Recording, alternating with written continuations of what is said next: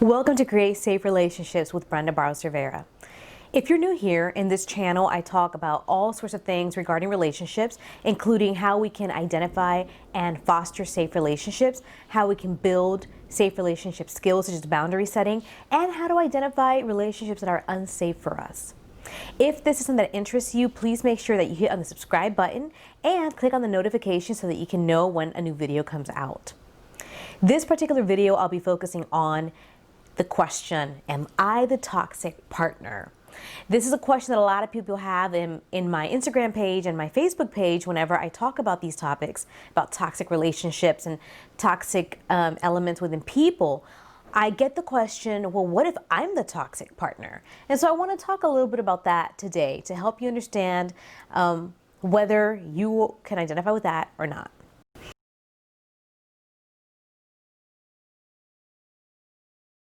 What does it mean to be a toxic person?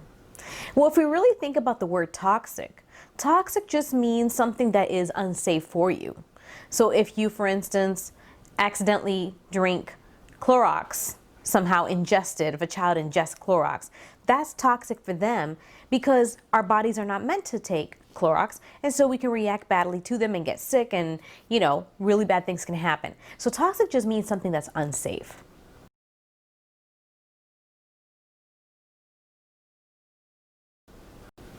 When we talk about being toxic, toxic for whom?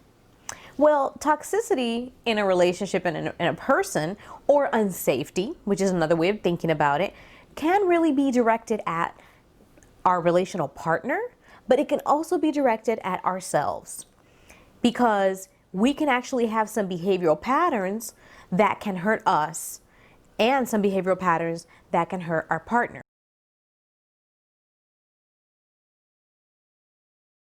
So another question is, am I toxic or not? Well, that's really not quite as simple as that. We're not really all either fully toxic or not toxic at all, or safe or unsafe at all. Most of us tend to gravitate towards, we're kind of somewhere on a continuum. We might have certain things that we do or don't do that make us be safe or unsafe for ourselves or others. And there are some people who have like a very high level of toxicity or unsafe behavior, and they end up acting as predators, and they hurt a lot of people. But for the most part, most of us just kind of are somewhere in a continuum. We're not Mother Teresa's, but we aren't also evil, So we have some level of toxicity or unsafe behaviors in us.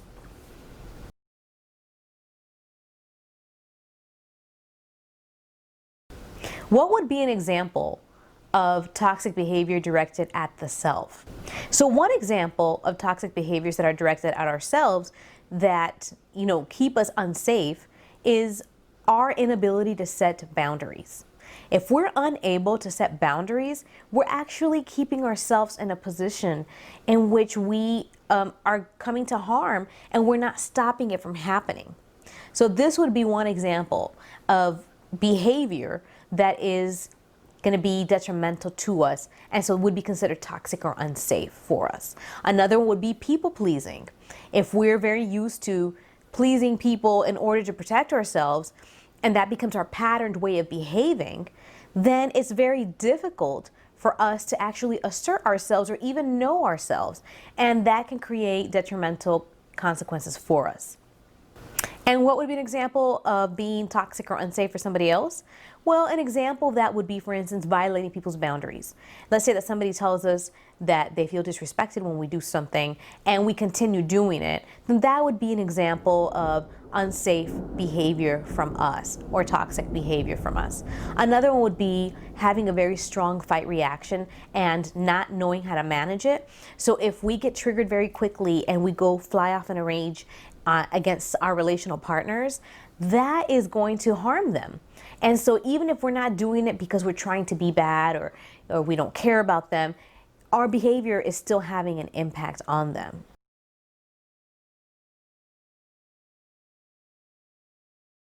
Why do we enact toxic behaviors or unsafe behaviors? Well, for the most part, most people tend to enact these kind of behaviors because those behaviors were useful at some point in their lives. They helped protect them. And our brain is wired for survival, so it's going to do and accept and adopt patterns that are going to help us survive in any environment. And so if we were in an environment that was harsh in some way, then we might be using these skills or these tools to help us survive. But the problem is that those same tools that helped us survive can actually cause harm when we're no longer in that environment, because we're not needing to survive anymore. Now we want to thrive.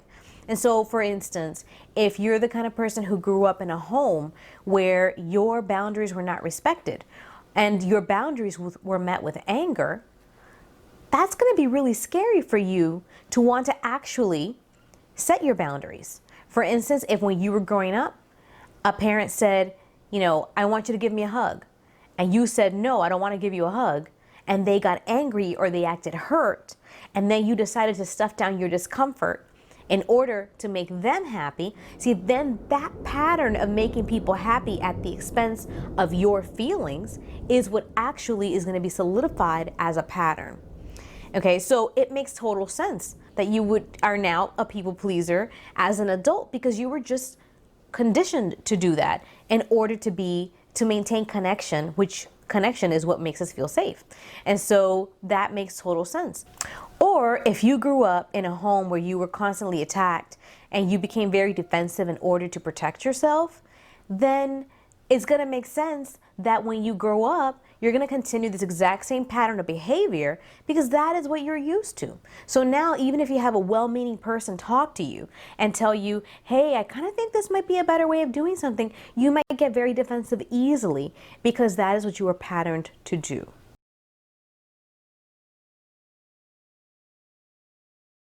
What might be some other examples of behaviors that we direct at ourselves that cause us to be hurt?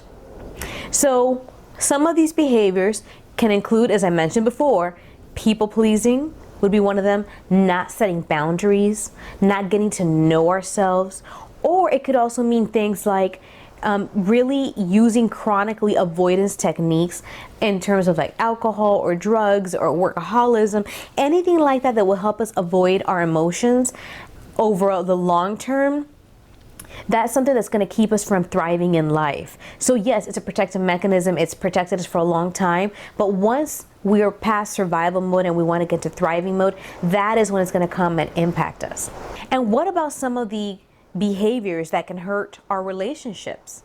Well, I mentioned before, defensiveness is one of those. If we get very defensive easily, or if we get triggered easily and we react towards our partners in really hostile ways, that's going to be something that's going to hurt our relational partners in our relationships.